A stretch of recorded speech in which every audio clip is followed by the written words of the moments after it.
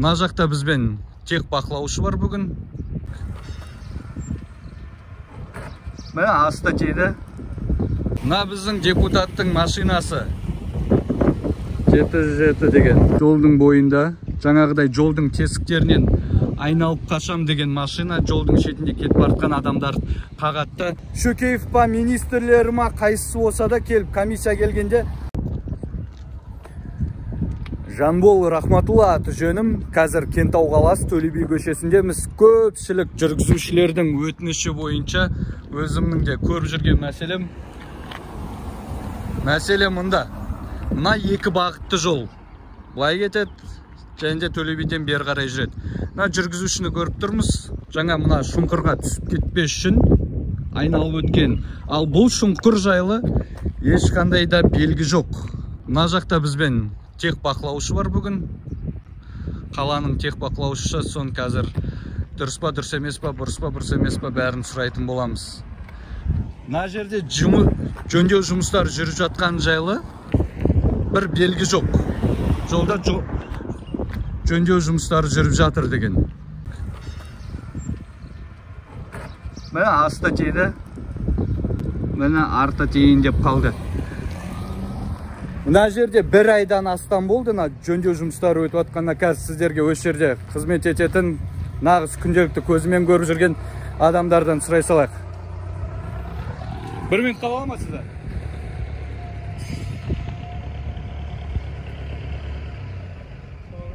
Алейкум ассалам, Жанбол Рахматулла, бейне және аудио жазылым жүруде. Мына жерде күнделікті жүресіз ба сіз? Иә. Мынаның қазылып кеткеніне қанша болды? 2 аптадан асты. Бір ай болып қалды ма? Асып кетті 2 аптадан. Арғы жақты да қазып кеткеніне дәл сонша болды, Қоқысқан ағарыз. Ешкім келіп тазалап жөндеу жұмыстарын жүргізіп атқан жоқ қазып кеткеннен бері, я? Қазып кеткен болса да. Қалай қазып дәл солай қалды ғой, я? Сіз жүргізуші ба, көлігіңіз бар ма? Иә. Негіз қалай қарайсыз бұндайға, дұрыс па, дұрыс емес па мынау? Сізге қолайсыз жағдай келтіріп жатыр ма? Енді жүкпен өткен соң бәрі не қылады?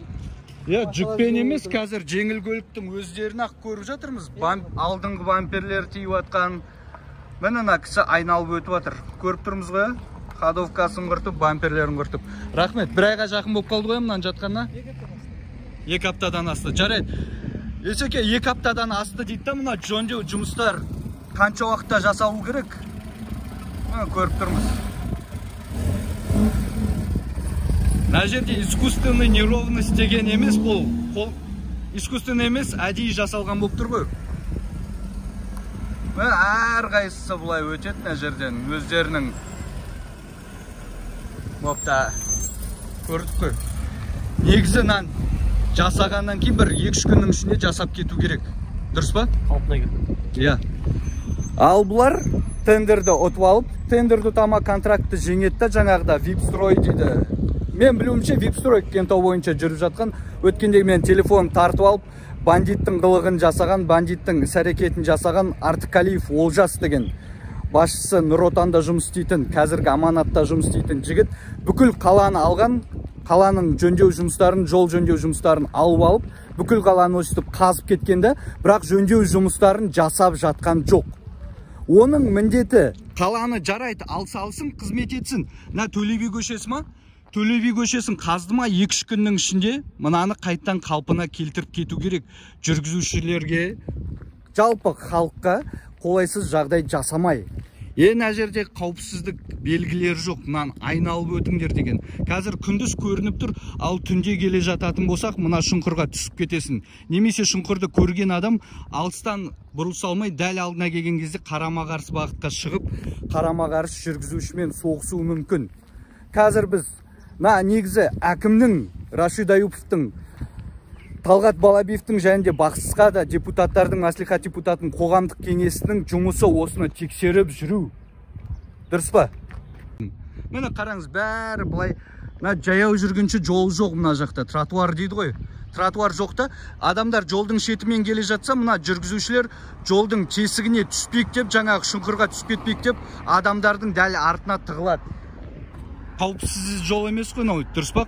Қазір біз кішкене саяхат жасаймыз Төле би көшесінен жаңа емханаға дейін.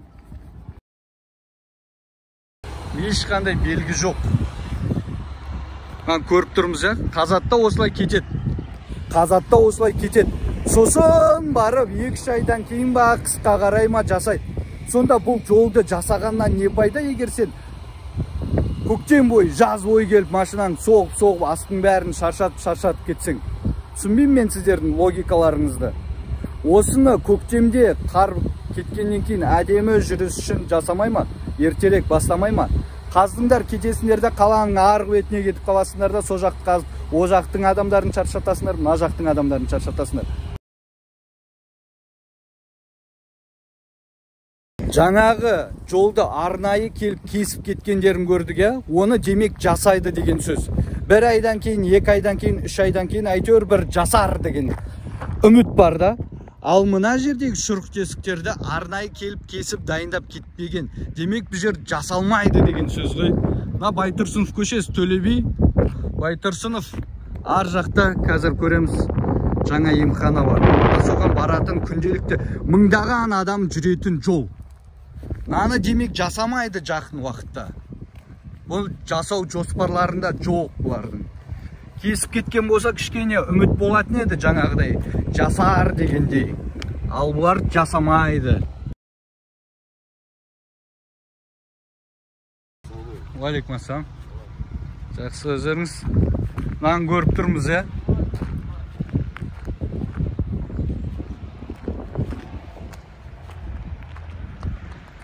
тротуар жоқ. Асфальт мынандай дұрыс емес. Тесіктерді айналып өту үшін жол қауіпсіздігіне өкінішке орай шетке тұрып, адамдар өзінің көлігін, мүлігін сақтау үшін ай сайын, апта сайын бар көлігін жөндете өрме үшін түзу жолдарды іздеп жүріп жатыр, мәжбүр болып жатыр. Мынаны көріп тұрмыз. Халқымыз, өзіміздің қазағымыз жолдың бойында, жаңағыдай жолдың тесіктерінен айналып қашам деген машина жолдың шетінде кетіп бартқан адамдар қағатты, сосын жүргізуші кінәлі болады да. Ал мына жолдарды шұрық тесік етіп, со жүргізушілерді мәжбүрлеп жатқан адамдар кінәсіз болып шетте үйлерінде қарындар қампиып жатады. Мінекей, ұзаққа кеткен жоқпыз. Ақ машина тұрған жерден бері келе жатырмыз. Жолшы бір емханаға жету үшін қаншама мынандай жол тесіктерін көріп куәгер болудамыз. Мына кісілерге ешқандай белгі жоқ мына жерде. Жылдамдықтарын төмендетіңдер, жол түзу емес дейтін.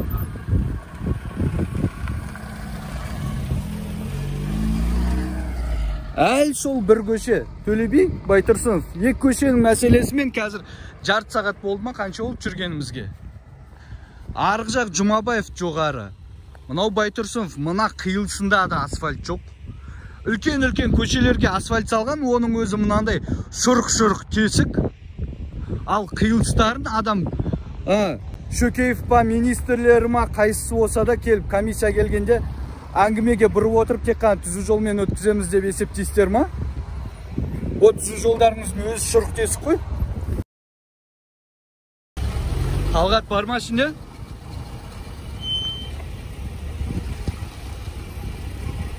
Мына біздің депутаттың машинасы 707 деген. Қызметтік, біздің халықтың оған берген қызметтік көлігі. Көріп тұрмыз, көрмеді емес, осы көшемен жүріп келіп, шұрық тесіктерді демек көріп жүр. Көріп жүріп соны жасатпай жүр депутатымыз, әкіміміз, қайсысы болса да. Да жаққа жүздеген машиналар келеді да. Соларға арнайы паркинг қайда, на жақта тұрақ қайда, автотұрақ қайда? Мынаның үстін плиталармен жауып, мына жерді асфальттап тастасаңдар тұрады ғой адамдар, адам сияқты жолдың бойында тұрмай.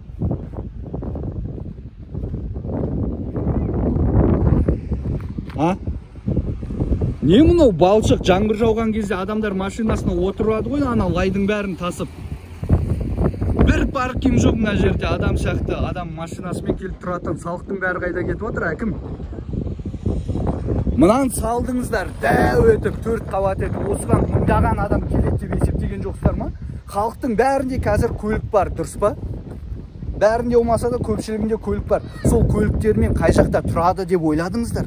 Ойладыңыздар ма? Бастарыңызға келді ма? Сол келген жоқ па?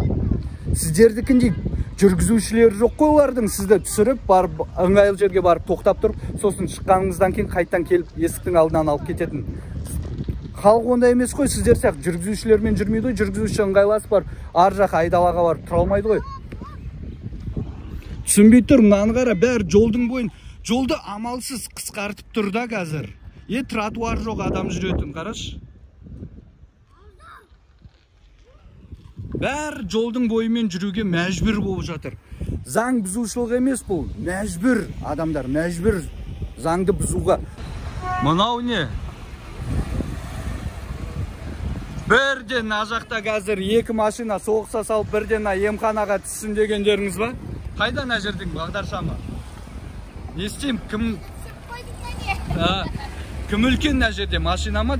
Жаяу жүруші ма? Қайда мынау? Белгілерін қайда? Не жасамай тұр мына белгілер? Мына не бәле, не? Випстрой компания. Мына асфальтпен айналысатын адамда. Ал асфальт мына жер шұрқ-тесіктің үстіне бояу тастап кете салған ғой. Естеріңіз дұрыс па? Жол бөлімі, мердігер Випстрой компания. Асфальтты алдымен салып алып, сосын сапалы етіп бояу жақпайсыздар ма? Жолдың бетімен бірдей болмай ма мына қақпақты? Қара тереңдігін. Машина келе жата, даң-даң, амортизаторыңды стойкаңды сосын мына жерге келіп жөндетесің дейсің ғой.